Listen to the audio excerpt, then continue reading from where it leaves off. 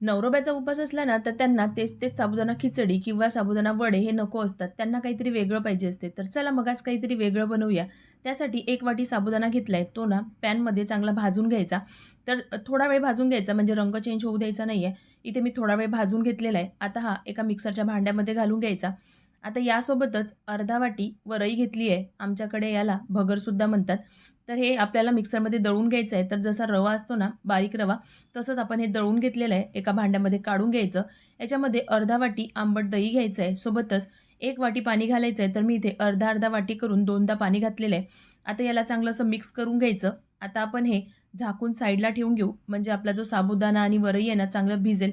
तर आता आपण हे झाकून ठेवून देऊ आणि याच्यासाठी झटपट तयार होणारी एक चटणी बनवून घेऊ. त्यासाठी ह्याच मिक्सरच्या भांड्यामध्ये कोथिंबीर घातली आहे, शेंगदाणे घालायचे, सोबतच 2 हिरव्या मिरच्या घातल्या आहेत, थोडंसं जिरं घालायचं, थोडंसं मीठ घालायचं आहे आणि टेस्ट मॅनेज करायसाठी थोडी साखर घातली आहे, 2 चमचे दही घालायचे आणि ना याची मस्त अशी झटपट ही चटणी तयार होते.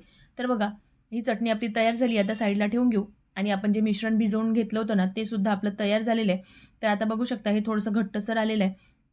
तर आता याच्यामध्ये पाणी वगैरे अजिबात घालायचं नाही आहे. याच्यामध्ये बारीक किसलेला गाजर घालायचं आहे. सोबतच बटाटा किसून घेतलेला घातला आहे, कोथिंबीर घालायची आणि मिरची आणि आल्याची पेस्ट घातलेली आहे, जिरं घालायचं आहे, 2 चमचे तीळ घातला आहे, चवीपुरतं मीठ घालायचं आणि आता याच्यामध्ये शेंगदाण्याचा कूट असतो ना, तो घालायचा आणि हे चांगलं मिक्स करून घ्यायचं. आता ना भाज्यालासुद्धा पाणी सुटतं म्हणून मी याच्यामध्ये पाणी घातलेलं नाही आहे. पण जर तुम्हाला हे थोडं घट्ट वाटत असेल ना, तर थोडंसं पाणी याच्यामध्ये घालून घेऊ शकता. आता तव्यावर अगदी थोडंसं मी इथे तेल घातलं आहे. तेल किंवा तूप घालू शकता. मी इथे शेंगदाण्याचं तेल घातलेलं आहे. आता आपण हे हाताने असं पसरून घेऊ. तर जसं आपण थालीपीठ पसरवतो ना, तसंच मी इथे पसरवून घेतलं. हे तुम्ही जेवढं पातळ पसरवाल ना, तेवढीच याची चव खूप छान लागते. तर बघा, या पद्धतीने हे पसरवून घेतलं. आता दोन्ही साइडनी मस्त असा रंग येईपर्यंत आपण याला भाजून घेऊया. जोपर्यंत हे भाजून होतंय तोपर्यंत तुम्ही मला कुठल्या सिटीमधून माझा व्हिडिओ बघताय ना, ते नक्कीच कमेंट बॉक्समध्ये सांगा. तर बघा, दोन्ही बाजूनी मस्त हे मी ते भाजून घेतलेलं आहे. आता एका प्लेटमध्ये काढून घेऊया. याच पद्धतीने मी बाकीचे सुद्धा बनवून घेतलेले आहे. तुम्हाला माझी रेसिपी ही कशी वाटली ते मला कमेंट बॉक्समध्ये नक्कीच सांगा.